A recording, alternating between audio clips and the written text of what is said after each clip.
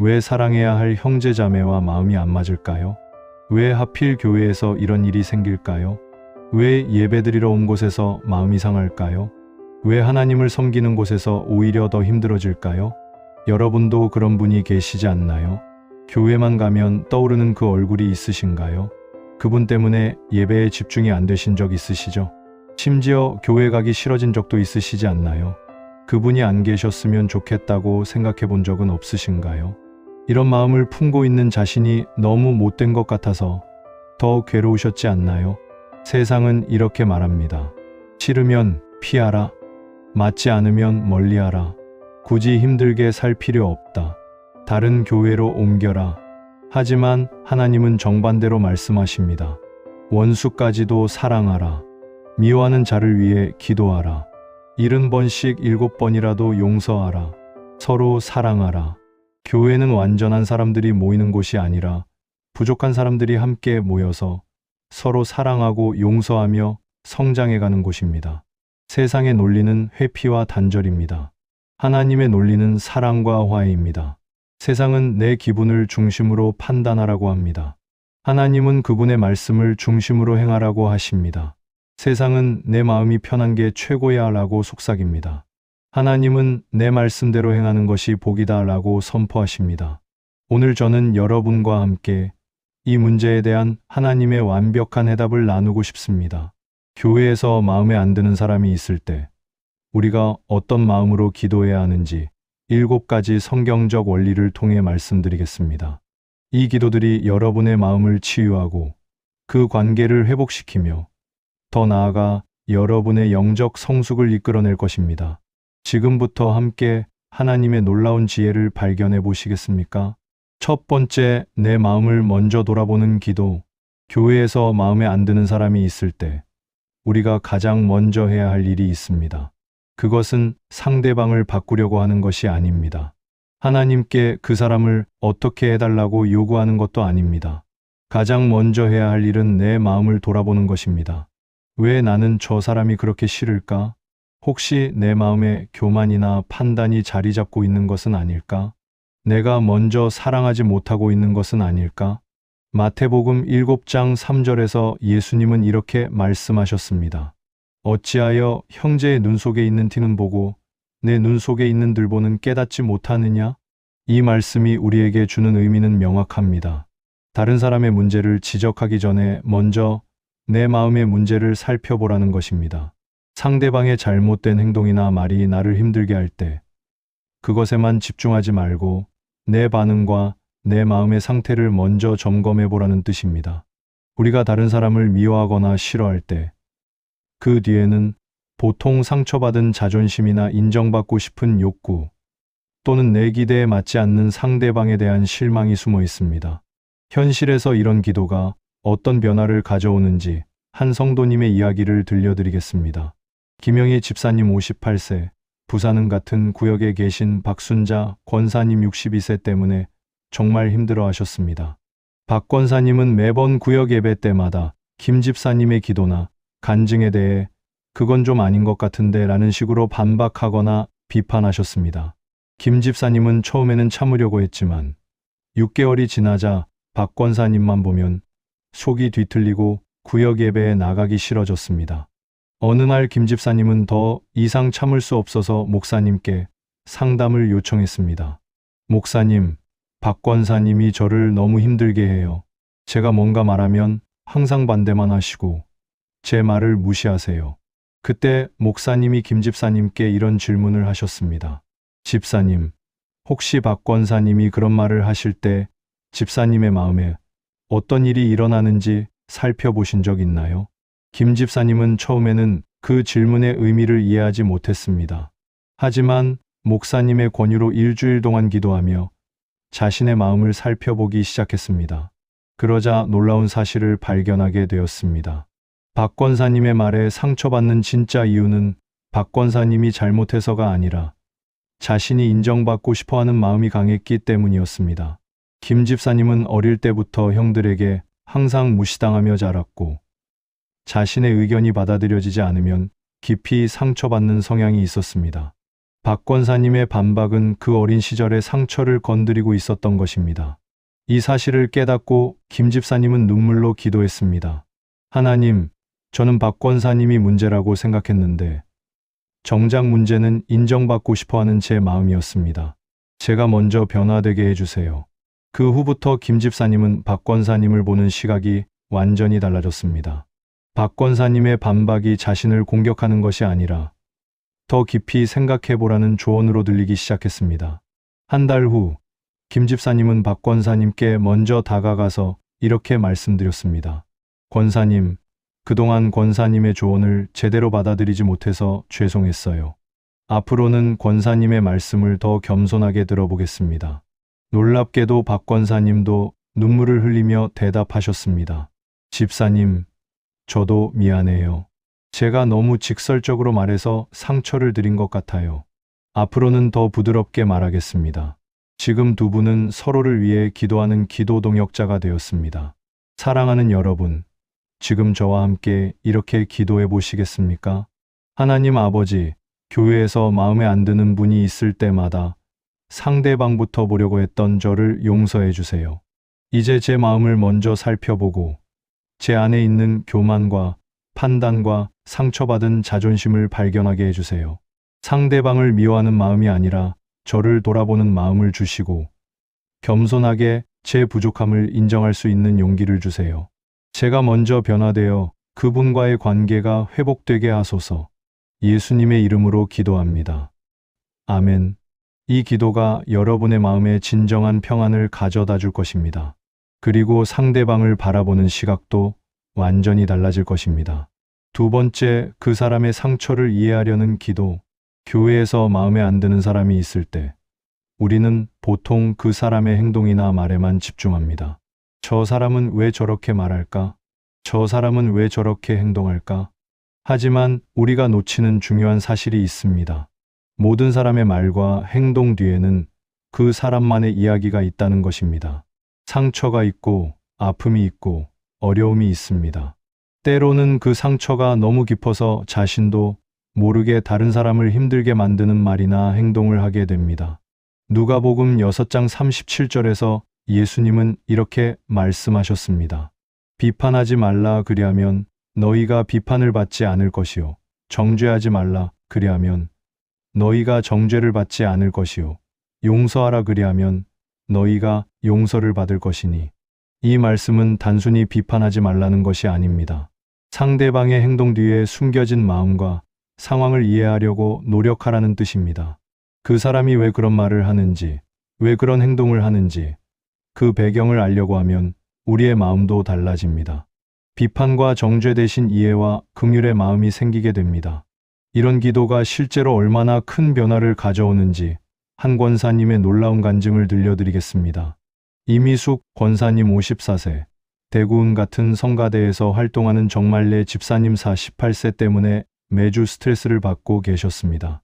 정 집사님은 성가대 연습 때마다 다른 대원들에게 큰 소리로 지적하고 자신의 의견을 강하게 주장하며 때로는 상당히 무례한 말을 하곤 했습니다. 어떻게 이런 식으로 부를 수 있어요? 이건 하나님께 드리는 찬양이에요. 이런 식으로 하면 예배가 엉망이 돼요. 이런 말들을 들을 때마다 이 권사님뿐만 아니라 다른 성가대원들도 위축되고 상처를 받았습니다. 이 권사님은 처음에는 저 사람은 정말 성격이 못됐어 라고 생각했습니다. 하지만 어느 날 새벽 기도회에서 목사님이 원수까지도 위해 기도하라는 말씀을 전하신 후 이 권사님은 마음의 부담을 느끼기 시작했습니다. 그래서 일주일 동안 정 집사님을 위해 기도하기로 결심했습니다. 처음 3일은 형식적으로 하나님, 정 집사님을 축복해 주세요 라고 기도했습니다. 하지만 4일째부터 기도가 달라지기 시작했습니다. 하나님, 정 집사님이 왜 저렇게 예민하게 구실까요? 혹시 마음에 상처가 있나요? 이런 기도를 드리면서 이 권사님은 정 집사님을 다른 시각으로 보기 시작했습니다. 그러던 어느 주일, 예배 후에 이 권사님은 정 집사님이 혼자 앉아서 울고 있는 모습을 발견했습니다. 용기를 내어 다가가서 집사님, 무슨 일이세요? 라고 물었습니다. 그때 정 집사님이 눈물로 털어놓은 이야기는 이 권사님의 마음을 완전히 바꿔놓았습니다. 정 집사님은 20년 전 남편의 사업 실패로 온 가족이 경제적으로 어려워졌을 때 당시 다니던 교회에서 냉대와 무시를 당했던 아픈 경험이 있었습니다. 그때 성가대에서도 저를 무시하고 제 의견을 들어주지 않았어요. 그래서 지금도 무의식 중에 제가 먼저 강하게 말하지 않으면 또 무시당할 것 같은 두려움이 있어요. 정 집사님은 계속 울면서 말했습니다. 저도 제가 너무 강하게 말하는 걸 알아요. 하지만 어떻게 해야 할지 모르겠어요. 무시당하는 게 너무 무서워요. 그 순간 이 권사님은 정 집사님을 향한 모든 미움과 짜증이 사라지는 것을 느꼈습니다. 대신 깊은 안타까움과 사랑의 마음이 밀려왔습니다. 집사님, 그동안 혼자 얼마나 힘드셨어요. 이제 괜찮아요. 우리가 집사님을 사랑하고 있어요. 그 후부터 이 권사님은 정 집사님을 위해 더욱 간절히 기도했습니다. 그리고 성가대 연습 때마다 정 집사님이 강하게 말하면 화를 내는 대신 집사님 의견도 좋은데 이런 방법은 어떨까요? 라고 부드럽게 대응했습니다. 다른 대원들에게도 정 집사님의 상황을 설명하고 함께 이해하고 사랑할 것을 부탁했습니다. 6개월 후 정 집사님은 완전히 다른 사람이 되었습니다. 이제는 다른 사람의 의견을 경청하고 실수를 했을 때도 부드럽게 도와주며 무엇보다 늘 미소를 띠고 있습니다. 현재 정 집사님은 성가대의 가장 사랑받는 멤버가 되었고 이 권사님과는 서로를 위해 기도하는 기도 동역자가 되었습니다. 사랑하는 여러분, 지금 저와 함께 이렇게 기도해 보시겠습니까? 사랑의 하나님 아버지, 제가 마음에 안 들어하는 그분의 상처와 아픔을 이해할 수 있는 마음을 주세요. 그분의 말과 행동 뒤에 숨겨진 상처를 보게 하시고 비판하는 마음 대신 긍휼히 여기는 마음을 주세요. 그분이 과거에 받았던 상처들이 치유되게 하시고 더 이상 그 상처 때문에 다른 사람을 힘들게 하지 않게 해주세요. 제가 그분을 이해하고 사랑할 수 있는 지혜와 능력을 주소서. 예수님의 이름으로 기도합니다. 아멘. 이 기도를 드릴 때마다 여러분의 마음에 하나님의 사랑이 가득해질 것입니다. 그리고 그 사람을 보는 눈이 완전히 달라질 것입니다. 세 번째, 하나님의 관점으로 보려는 기도. 교회에서 마음에 안 드는 사람이 있을 때 우리는 보통 인간적인 관점으로만 그 사람을 바라봅니다. 그 사람의 외모, 말투, 행동, 성격, 경제적 수준 등을 기준으로 판단합니다. 하지만 하나님은 우리와는 완전히 다른 관점으로 사람을 보십니다. 하나님께는 우리가 싫어하는 그 사람도 하나님의 형상으로 창조된 소중한 자녀입니다. 예수님께서 십자가에서 돌아가신 그 귀한 영혼입니다. 하나님께서 특별한 목적을 가지고 이 땅에 보내신 사람입니다. 사무엘상 16장 7절에서 하나님은 이렇게 말씀하셨습니다. 여호와께서 사무엘에게 이르시되 그의 용모와 키를 보지 말라. 내가 이미 그를 버렸노라. 내가 보는 것은 사람과 같지 아니하니 사람은 외모를 보거니와 나 여호와는 마음을 보느니라 하시더라. 이 말씀이 우리에게 주는 의미는 분명합니다. 하나님은 우리가 보는 것과 완전히 다른 기준으로 사람을 보신다는 것입니다. 하나님은 그 사람의 과거와 현재와 미래를 모두 보시며 그 사람이 변화될 가능성과 하나님께 쓰임받을 가능성을 보고 계십니다. 우리가 싫어하는 그 사람도 하나님의 눈에는 변화될 수 있는 사람이고 쓰임받을 수 있는 사람이며 사랑받아야 할 사람입니다. 이런 하나님의 관점이 얼마나 놀라운 변화를 가져오는지 한 집사님의 실제 이야기를 들려드리겠습니다. 조성진 집사님 45세, 인천은 같은 남성교회에서 활동하는 박철수 집사님 52세 때문에 정말 힘들어했습니다. 박 집사님은 모든 회의에서 다른 사람들의 의견에 반대만 하고 자신의 의견을 관철시키려고 목소리를 높이며 특히 조 집사님에게는 유독 비판적인 말을 자주 했습니다. 조 집사님, 그런 식으로 생각하면 안 되죠. 좀 더 신중하게 생각해 보세요. 조 집사님은 아직 경험이 부족하신 것 같아요. 이런 말을 들을 때마다 조 집사님은 저 사람은 정말 교만하고 다른 사람을 무시하는 사람이야 라고 생각했습니다. 심지어 하나님, 왜 저런 사람을 우리 교회에 보내셨나요? 라고 원망하기도 했습니다. 하지만 어느 주일 설교에서 목사님이 하나님의 관점으로 사람을 보라는 메시지를 전하신 후 조 집사님은 깊은 도전을 받았습니다.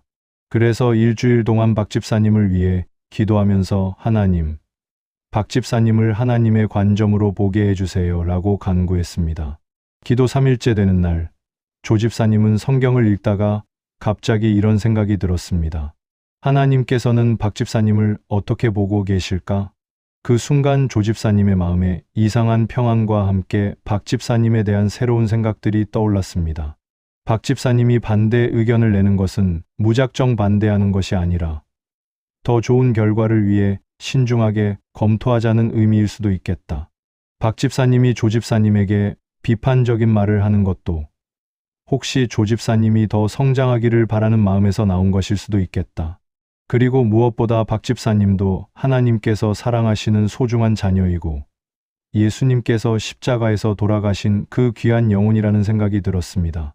이런 생각이 들자 조 집사님의 마음에 박 집사님을 향한 미움이 사라지고 대신 안타까움과 사랑의 마음이 생겼습니다. 그 다음 주 남성교회 모임에서 조 집사님은 박 집사님에게 완전히 다른 태도로 대했습니다. 박 집사님이 반대 의견을 내면 박 집사님 말씀도 일리가 있네요. 좀 더 구체적으로 설명해 주실 수 있나요? 라고 진심으로 물어봤습니다. 박 집사님이 조 집사님에게 비판적인 말을 하면 화를 내는 대신 그런 부분을 지적해 주셔서 감사합니다. 앞으로 더 주의하겠습니다. 라고 겸손하게 받아들였습니다. 놀랍게도 박 집사님의 태도도 완전히 달라지기 시작했습니다. 조 집사님이 자신의 의견을 진심으로 들어주자 박 집사님도 조 집사님의 의견을 더 존중하게 되었습니다. 그리고 비판적인 말 대신 격려와 지지의 말을 더 많이 하게 되었습니다. 한 달 후, 박 집사님은 조 집사님에게 이렇게 말했습니다. 조 집사님, 요즘 집사님이 많이 달라지신 것 같아요. 더 겸손해지고 성숙해지신 것 같아서 보기 좋습니다. 그때 조 집사님은 깨달았습니다. 변화된 것은 박 집사님이 아니라 자신이었다는 것을. 하나님의 관점으로 박 집사님을 보게 되니까 박 집사님의 장점들이 보이기 시작했고 그 장점들을 인정하고 격려하니까 박 집사님도 더 좋은 모습을 보여주게 된 것입니다.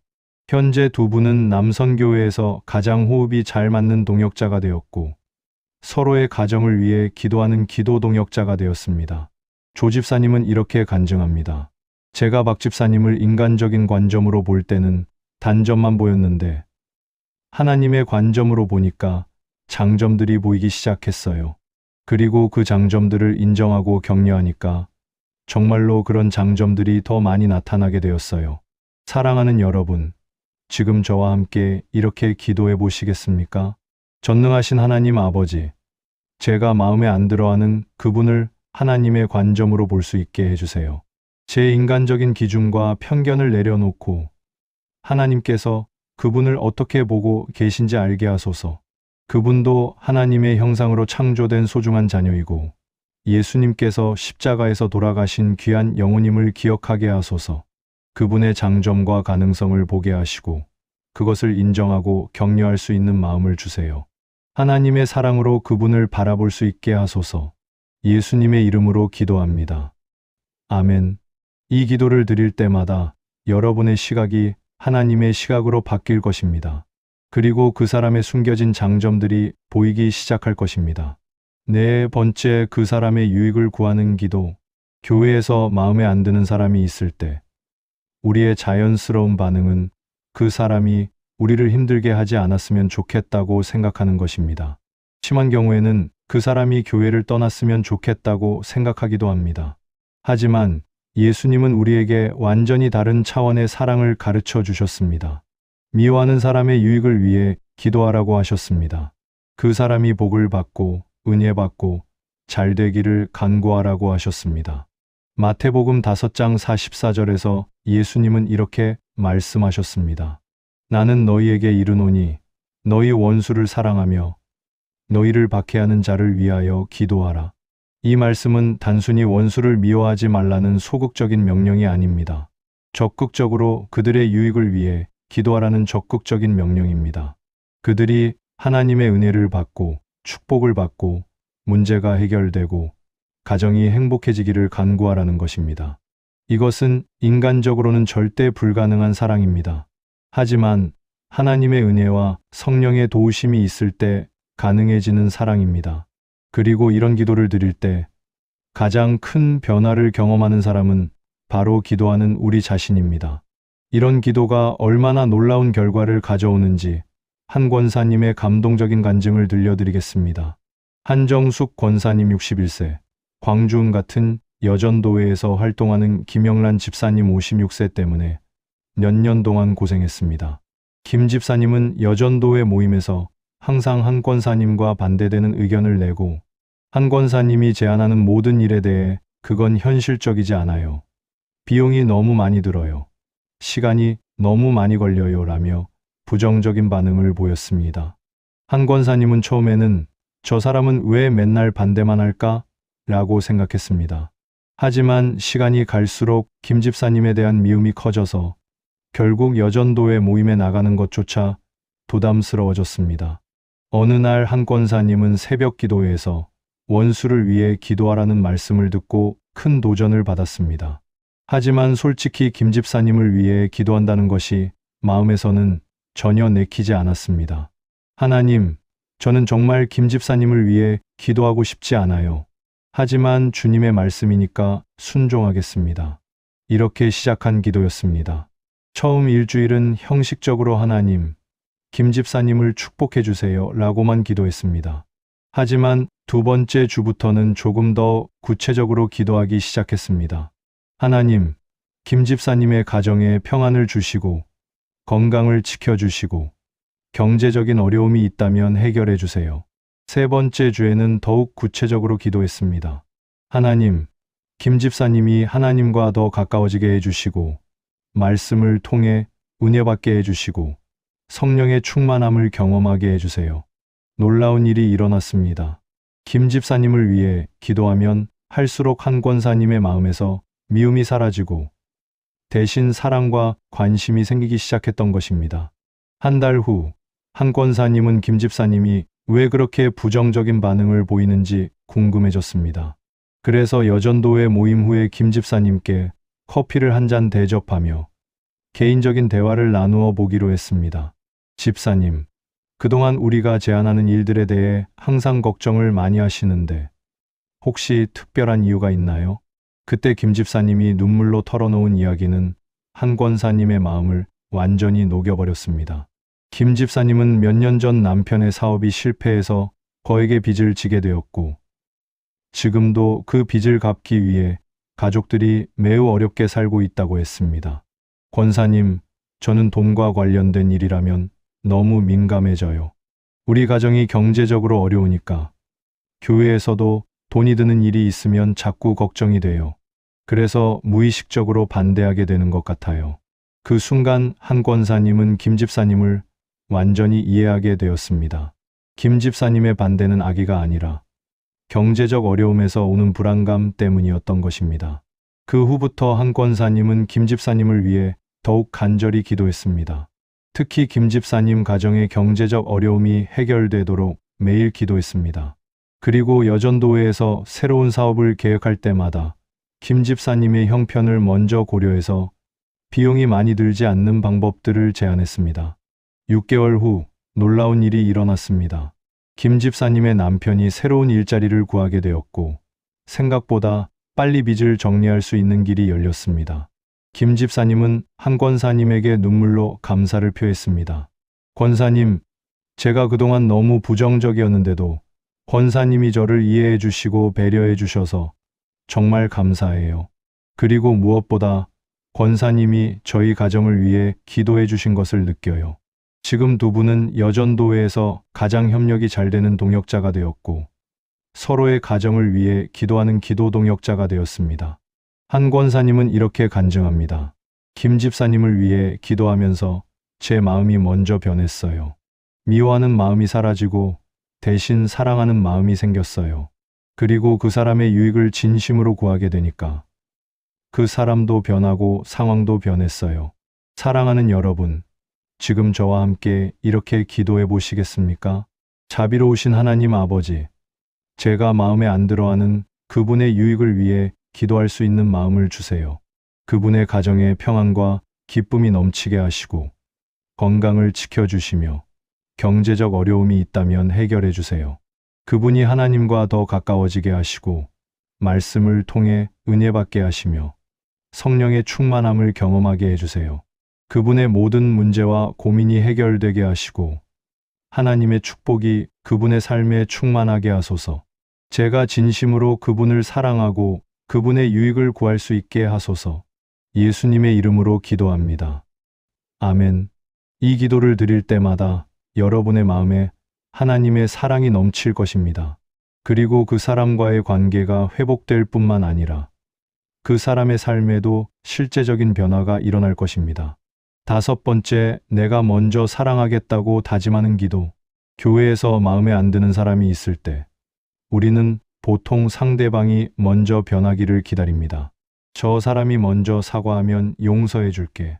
저 사람이 먼저 다가오면 받아줄게. 저 사람이 먼저 친절하게 굴면 나도 친절하게 해줄게. 하지만 예수님은 우리에게 완전히 다른 방법을 가르쳐 주셨습니다. 상대방의 변화를 기다리지 말고 내가 먼저 사랑하라고 하셨습니다. 상대방의 사과를 기다리지 말고 내가 먼저 용서하라고 하셨습니다. 상대방의 친절을 기다리지 말고 내가 먼저 친절을 베풀라고 하셨습니다. 요한일서 4장 19절에서 사도 요한은 이렇게 기록했습니다. 우리가 사랑함은 그가 먼저 우리를 사랑하셨음이라. 이 말씀이 우리에게 주는 교훈은 명확합니다. 하나님께서 우리를 먼저 사랑해 주셨기 때문에 우리가 다른 사람을 사랑할 수 있다는 것입니다. 우리가 하나님께 잘해서 하나님이 우리를 사랑하신 것이 아니라 하나님이 먼저 우리를 사랑해 주셔서 우리가 하나님을 사랑하게 된 것입니다. 마찬가지로 우리도 다른 사람이 우리에게 잘해 주기를 기다리지 말고 우리가 먼저 사랑해야 합니다. 그것이 하나님의 자녀답게 사는 방법입니다. 이런 먼저 사랑하기가 얼마나 놀라운 기적을 만들어내는지 한 집사님의 감동적인 이야기를 들려드리겠습니다. 송기철 집사님 42세, 부산은 같은 청년부에서 활동하는 이성욱 형제 38세 때문에 정말 힘들어했습니다. 이 형제는 청년부 모임에서 항상 송 집사님에게만 비판적이고 도전적인 태도를 보였습니다. 송 집사님이 성경 공부를 인도하면 그건 좀 아닌 것 같은데요 라고 반박하고 송 집사님이 제안하는 사업들에 대해서도 현실성이 없어요 라며 반대했습니다. 심지어 다른 청년들 앞에서 송 집사님은 리더십이 부족한 것 같아요 라는 말까지 했습니다. 송 집사님은 처음에는 참으려고 했지만 6개월이 지나자 이 형제에 대한 미움이 커져서 청년부 모임에 나가는 것조차 괴로워졌습니다. 어느 날 송 집사님은 담임 목사님께 상담을 요청했습니다. 목사님, 이성욱 형제 때문에 너무 힘들어요. 저만 보면 트집을 잡고 비판해요. 어떻게 해야 할까요? 그때 목사님이 송 집사님에게 이런 조언을 해주셨습니다. 집사님, 이 형제가 변하기를 기다리지 마세요. 집사님이 먼저 사랑해 보세요. 상대방의 반응을 기대하지 말고 그냥 하나님의 사랑으로 먼저 사랑해 보세요. 송 집사님은 처음에는 목사님의 말이 이해되지 않았습니다. 저를 그렇게 괴롭히는 사람을 제가 먼저 사랑하라고요?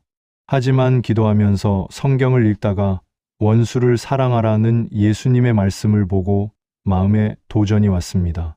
그래서 일주일 동안 기도한 후 이 형제를 먼저 사랑해 보기로 결심했습니다.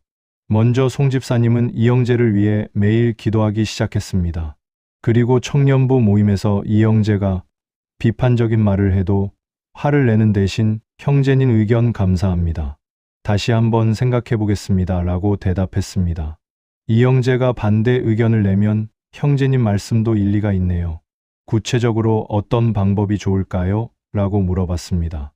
그리고 이 형제가 아플 때는 문자로 안부를 물어보고 생일에는 축하 메시지를 보냈습니다. 이 형제의 가족에게 어려운 일이 생겼을 때는 먼저 다가가서 형제님, 무엇을 도와드릴까요? 라고 물어봤습니다. 처음 2주 동안은 이 형제의 반응에 별다른 변화가 없었습니다. 여전히 비판적이고 도전적인 태도를 보였습니다. 하지만 송 집사님은 포기하지 않고 계속 먼저 사랑했습니다.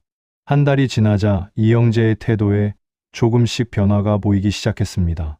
비판의 톤이 부드러워지고 가끔은 송 집사님의 의견에 동의하는 모습도 보였습니다. 2달이 지나자 더 큰 변화가 일어났습니다. 이 형제가 송 집사님에게 먼저 다가와서 집사님, 그동안 제가 너무 비판적이었던 것 같아요. 죄송합니다 라고 사과했습니다. 그리고 이런 고백을 했습니다. 사실 제가 집사님을 질투했었어요. 집사님이 청년들에게 인기가 많고 리더십이 있어서 부러웠어요. 그래서 무의식적으로 집사님을 깎아내리려고 했던 것 같아요. 송 집사님은 그 고백을 듣고 이 형제를 완전히 이해하게 되었습니다. 그리고 이렇게 대답했습니다. 형제님, 저도 미안해요. 형제님의 마음을 이해하지 못하고 화만 냈네요. 앞으로는 함께 협력해서 청년부를 잘 섬겨봐요. 그 후부터 두 사람은 청년부에서 가장 호흡이 잘 맞는 동역자가 되었습니다. 이 형제는 송 집사님의 가장 든든한 조력자가 되었고, 송 집사님도 이 형제의 장점들을 적극적으로 인정하고 격려했습니다. 6개월 후 청년부는 이전보다 훨씬 화목하고 은혜로운 공동체가 되었습니다. 송 집사님은 이렇게 간증합니다. 제가 먼저 사랑하니까 상대방도 변했어요. 하지만 더 큰 변화는 제 마음에 일어났어요. 미워하는 마음이 사라지고 진짜 사랑하는 마음이 생겼어요. 그리고 무엇보다 하나님의 사랑을 더 깊이 체험하게 되었어요. 사랑하는 여러분, 지금 저와 함께 이렇게 기도해 보시겠습니까? 사랑의 하나님 아버지, 상대방의 변화를 기다리지 않고 제가 먼저 사랑할 수 있는 용기를 주세요. 하나님께서 저를 먼저 사랑해 주신 것처럼 저도 그분을 먼저 사랑하게 하소서. 상대방의 반응을 기대하지 않고 그냥 하나님의 사랑으로 먼저 다가갈 수 있게 해주세요. 제가 먼저 친절하고, 먼저 이해하고, 먼저 용서하고, 먼저 섬길 수 있는 마음을 주세요. 이것이 하나님의 자녀답게 사는 방법임을 믿고 기쁨으로 실천하게 하소서. 예수님의 이름으로 기도합니다. 아멘. 이 기도를 드릴 때마다 여러분의 마음에 하나님의 사랑이 충만해질 것입니다. 그리고 먼저 사랑할 수 있는 용기와 능력이 생길 것입니다.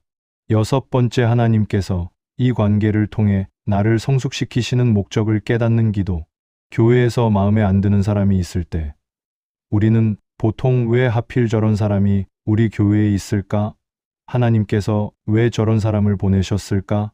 라고 원망합니다. 하지만 성경적인 관점에서 보면 하나님께서는 우연히 사람들을 만나게 하시지 않습니다. 모든 만남에는 하나님의 목적이 있습니다. 특히 우리를 힘들게 하는 사람들과의 만남에도 하나님의 특별한 목적이 있습니다. 그것은 바로 우리를 더욱 성숙한 그리스도인으로 만드시기 위함입니다. 로마서 8장 28절에서 바울은 이렇게 기록했습니다. 우리가 알거니와 하나님을 사랑하는 자, 곧 그의 뜻대로 부르심을 입은 자들에게는 모든 것이 합력하여 선을 이루느니라. 이 말씀이 우리에게 주는 교훈은 분명합니다. 하나님을 사랑하는 자들에게는 모든 일이, 심지어 힘들고 어려운 일까지도 합력하여 선을 이룬다는 것입니다. 우리가 싫어하는 그 사람과의 관계도 하나님께서 우리에게 허락하신 훈련 과정입니다. 그 관계를 통해 우리는 인내를 배우고, 용서를 배우고, 사랑을 배우고, 겸손을 배우게 됩니다. 결국 우리가 더욱 예수님을 닮은 성숙한 그리스도인이 되는 것입니다. 이런 하나님의 목적을 깨달았을 때 얼마나 놀라운 변화가 일어나는지 한 집사님의 깊은 간증을 들려드리겠습니다. 최명희 집사님 49세, 대전은 같은 구역에 계신 안순자 권사님 65세 때문에 몇 년 동안 정말 힘들어했습니다. 안 권사님은 구역 예배 때마다 최 집사님의 모든 말과 행동에 대해 지적하고 비판하셨습니다. 최 집사님, 그런 식으로 기도하면 안 돼요. 최 집사님, 말씀을 그렇게 이해하시면 안 되죠. 최 집사님, 자녀 교육을 그런 식으로 하시면 안 돼요. 이런 말을 들을 때마다 최 집사님은 마음이 상하고 위축되었습니다. 처음에는 참으려고 했지만 2년이 지나자 안 권사님에 대한 미움과 원망이 커져서 구역 예배에 나가기 싫어졌습니다. 어느 날 최 집사님은 담임 목사님께 상담을 요청했습니다. 목사님, 안 권사님 때문에 너무 힘들어요. 차라리 다른 구역으로 옮겨주세요. 그때 목사님이 최 집사님에게 이런 질문을 하셨습니다. 집사님, 혹시 하나님께서 안 권사님을 통해 집사님에게 가르치려고 하시는 게 있을까요? 최 집사님은 그 질문이 이해되지 않았습니다. 저를 괴롭히는 분을 통해 하나님이 저에게 뭘 가르치신다는 거죠? 목사님은 이렇게 설명해 주셨습니다. 집사님, 하나님은 때로 우리가 좋아하지 않는 사람들을 통해서도 우리를 훈련시키세요. 그 관계를 통해 우리의 인격을 다듬으시고 더 성숙한 그리스도인으로 만드세요. 목사님의 권유로 최 집사님은 일주일 동안 이런 기도를 드렸습니다. 하나님, 안 권사님과의 관계를 통해 저에게 가르치려고 하시는 게 무엇인지 알려주세요. 기도 3일째 되는 날, 최 집사님은 성경을 읽다가 갑자기 깨달음이 왔습니다. 자신이 안 권사님을 싫어하는 이유는 안 권사님이 자신의 부족한 점들을 지적하기 때문이었습니다. 그런데 생각해 보니 안 권사님이 지적하시는 것들 중에 상당 부분이 실제로 자신이 고쳐야 할 부분들이었습니다. 기도 방법, 성경 이해, 자녀 교육 등에서 자신이 정말 부족했고 안 권사님의 지적이 옳은 경우가 많았습니다. 최 집사님은 그제서야 하나님의 뜻을 이해하게 되었습니다. 하나님께서는 안 권사님을 통해 자신의 부족한 점들을 깨닫게 하시고 더 나은 그리스도인으로 성장하게 하고 계셨던 것입니다. 안 권사님의 지적이 듣기 싫었던 이유는 그것이 틀렸기 때문이 아니라 자신의 교만 때문이었습니다. 이 사실을 깨닫고 최 집사님은 눈물로 회개했습니다.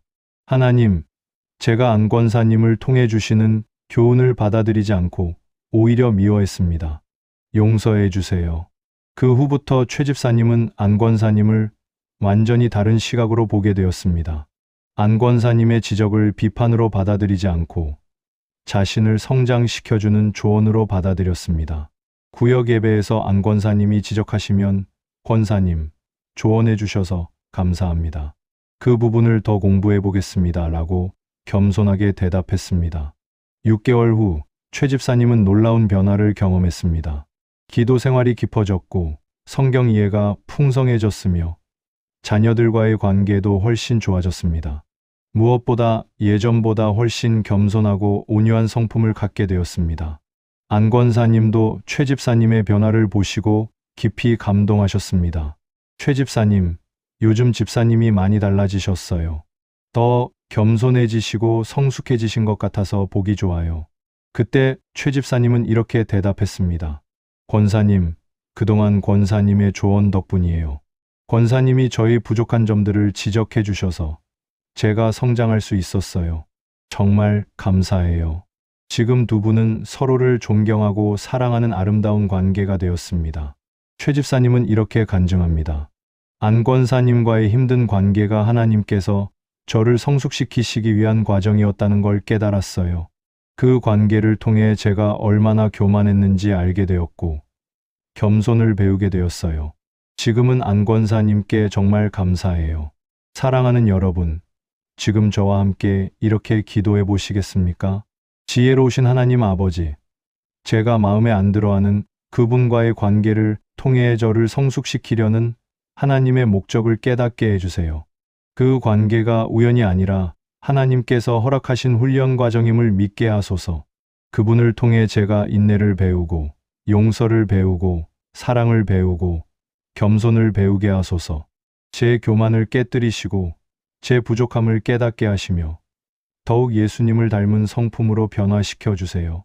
모든 관계가 합력하여 선을 이루시는 하나님의 지혜를 믿고 감사드립니다. 예수님의 이름으로 기도합니다. 아멘. 이 기도를 드릴 때마다 여러분은 하나님의 놀라운 계획을 발견하게 될 것입니다. 그리고 힘든 관계조차도 감사의 제목이 될 것입니다. 7번째, 이 관계가 하나님의 영광을 드러내는 통로가 되게 해달라는 기도. 교회에서 마음에 안 드는 사람이 있을 때 우리의 마지막 목표는 단순히 그 관계가 편해지는 것이 아닙니다. 그 관계를 통해 하나님의 영광이 드러나는 것입니다. 우리가 예수님의 사랑으로 그 사람을 용서하고 사랑할 때 그것을 보는 다른 사람들이 하나님의 놀라운 사랑을 깨닫게 됩니다. 불가능해 보였던 관계가 회복될 때 그것은 하나님의 능력을 증명하는 산 증거가 됩니다. 원수를 사랑하고 미워하는 자를 위해 기도하는 모습을 통해 사람들은 예수님의 십자가 사랑을 실제로 경험하게 됩니다. 요한복음 13장 35절에서 예수님은 이렇게 말씀하셨습니다. 너희가 서로 사랑하면 이로써 모든 사람이 너희가 내 제자인 줄 알리라. 이 말씀이 우리에게 주는 의미는 명확합니다. 우리가 서로 사랑하는 모습을 통해 세상 사람들이 우리가 예수님의 제자임을 알게 된다는 것입니다. 특히 사랑하기 어려운 사람을 사랑할 때 그것은 세상이 줄 수 없는 예수님만의 사랑임을 보여주는 가장 강력한 증거가 됩니다. 이런 하나님의 영광이 어떻게 나타나는지 한 권사님의 감동적인 간증을 들려드리겠습니다. 박영자 권사님 52세, 울산은 같은 교회에 다니는 최순희 집사님 47세 때문에 몇 년 동안 정말 힘들어했습니다. 최 집사님은 교회에서 박 권사님에게만 유독 냉대하고 무시하는 태도를 보였습니다. 인사를 해도 대답하지 않고 함께 봉사할 때도 협력하지 않으며 다른 성도들 앞에서 박 권사님을 깎아내리는 말을 하곤 했습니다. 박 권사님은 처음에는 최 집사님이 왜 자신에게 그런 태도를 보이는지 이해할 수 없었습니다. 하지만 나중에 알게 된 사실은 몇 년 전 박 권사님의 남편이 최 집사님의 남편과 사업상 다툼이 있었고 그 일로 인해 최 집사님이 박 권사님을 미워하게 된 것이었습니다. 박 권사님은 처음에는 억울하고 화가 났습니다. 자신은 잘못한 일이 없는데 남편들 사이의 문제 때문에 교회에서까지 이런 대우를 받는다는 것이 너무 속상했습니다. 하지만 어느 주일 예배에서 원수를 사랑하라는 말씀을 듣고 큰 도전을 받았습니다. 그래서 최 집사님을 위해 기도하기 시작했습니다. 처음에는 하나님, 최 집사님이 저에게 잘해주게 해주세요 라고 기도했습니다. 하지만 기도하면 할수록 박 권사님의 마음에는 다른 소원이 생겼습니다. 하나님, 최 집사님과 저희 관계를 통해 하나님의 영광이 드러나게 해주세요. 박 권사님은 최 집사님이 자신에게 어떤 태도를 보이든 상관없이 항상 먼저 인사하고 먼저 미소 짓고 먼저 친절을 베풀기로 결심했습니다. 최 집사님이 인사를 받지 않아도 집사님, 안녕하세요 하고 밝게 인사했습니다. 최 집사님이 무시해도 집사님, 오늘도 은혜롭게 예배드려요 하고 격려했습니다. 최 집사님이 도움이 필요해 보이면 먼저 다가가서 집사님, 제가 도와드릴까요? 하고 물어봤습니다. 이런 모습을 지켜본 다른 성도들은 처음에는 이상하게 생각했습니다.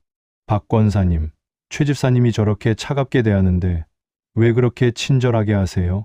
그때마다 박 권사님은 이렇게 대답했습니다. 예수님께서 우리를 먼저 사랑해 주셨잖아요. 저도 그 사랑으로 먼저 사랑하고 싶어요. 6개월이 지나자 교회 안에서 박 권사님에 대한 이야기가 퍼지기 시작했습니다. 박 권사님 정말 대단하세요. 저런 상황에서도 저렇게 사랑할 수 있다니. 박 권사님을 보면 정말 예수님의 사랑이 느껴져요. 우리도 박 권사님처럼 사랑해야겠어요. 이런 이야기들을 듣던 최 집사님의 마음에도 변화가 일어나기 시작했습니다. 자신이 아무리 차갑게 대해도 변함없이 사랑으로 대하는 박 권사님을 보면서 점점 마음이 부끄러워졌습니다. 특히 다른 성도들이 박 권사님을 칭찬하는 모습을 보면서 자신의 행동이 얼마나 잘못되었는지 깨닫게 되었습니다. 1년 후 최 집사님은 더 이상 견딜 수 없어서 박 권사님께 찾아갔습니다. 눈물을 흘리며 이렇게 고백했습니다. 권사님, 그동안 정말 죄송했어요. 제가 너무 유치하고 잘못했어요. 권사님은 아무 잘못이 없는데 제가 화풀이를 했어요. 용서해 주세요. 박 권사님은 최 집사님을 꼭 안아주며 이렇게 대답했습니다. 집사님, 괜찮아요. 저도 이해해요. 용서할 것도 없어요. 이제 우리 정말 자매처럼 지내요. 그 후 두 사람의 화해 소식은 온 교회에 퍼졌고 많은 성도들이 감동을 받았습니다. 특히 교회에 처음 나온 새 신자들이 이 이야기를 듣고 정말 예수님을 믿으면 저렇게 사랑할 수 있구나 라며 신앙의 확신을 갖게 되었습니다. 한 새 신자는 이렇게 간증했습니다. 박 권사님과 최 집사님의 화해를 보면서 예수님의 십자가 사랑이 정말 실제라는 걸 알았어요. 저도 그런 사랑으로 살고 싶어요. 현재 박 권사님과 최 집사님은 교회에서 가장 아름다운 동역자가 되었고, 그들의 이야기는 많은 사람들에게 하나님의 사랑을 전하는 살아있는 간증이 되고 있습니다. 박 권사님은 이렇게 간증합니다. 제가 최 집사님을 사랑했던 것은 저의 능력이 아니라 하나님의 은혜였어요. 그리고 그 관계를 통해 하나님의 영광이 드러나는 것을 보면서 하나님의 놀라우신 계획을 깨달았어요.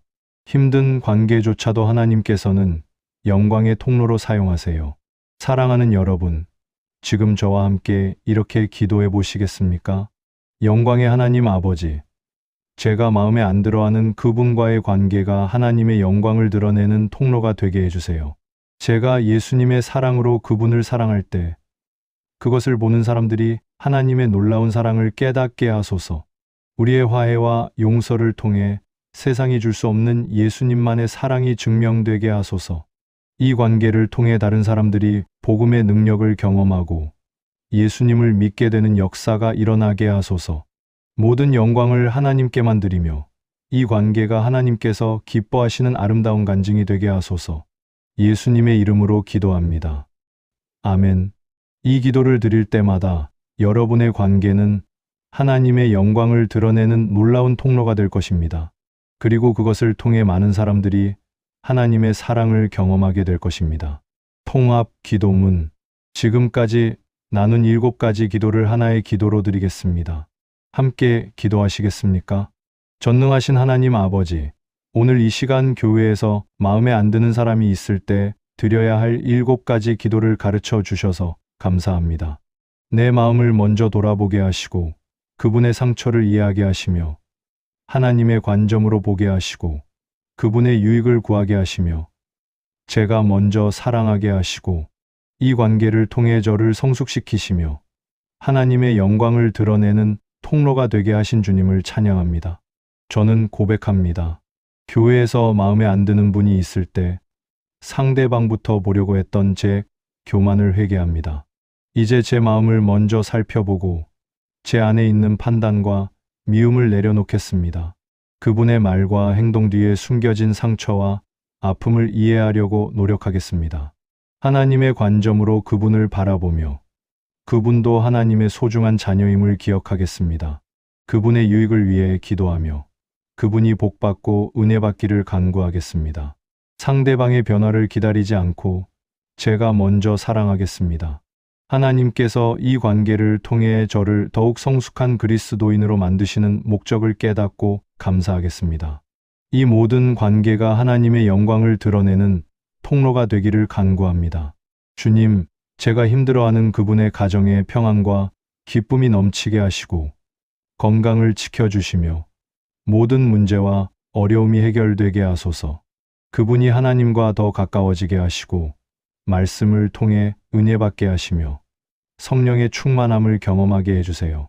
그분과 제가 서로를 이해하고 사랑하며 아름다운 동역자로 함께 주님을 섬기게 하소서. 원수까지도 사랑하라고 명령하신 예수님의 말씀을 순종하여 제가 먼저 친절하고 먼저 이해하고 먼저 용서하는 사람이 되게 하소서.